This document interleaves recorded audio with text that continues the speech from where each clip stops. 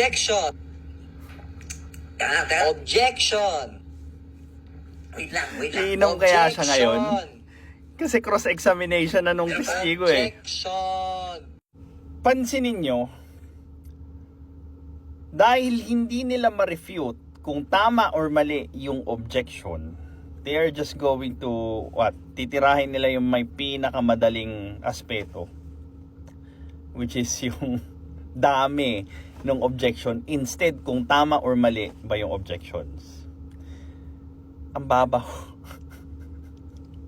It's a sign of intellectual dishonesty because you don't want to discuss any, intellectual discussions at all.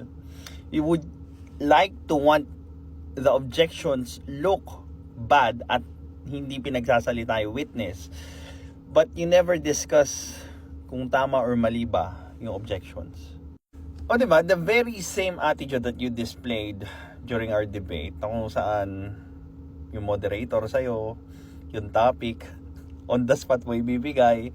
So, yung mga ganong klaseng galawan, it's obvious that you do not want to actually come up with the truth. Gusto mo lang manalo, regardless of tama or mali yung pagkapanalo mo.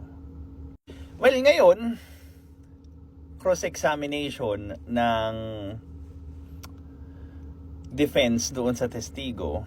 And tingnan natin, iinom ka ba ng maraming shot dahil ang mag-o-object naman ngayon yung prosecution. Well, this is Pinoy Extreme. Have a good day. This is Pinoy Extreme.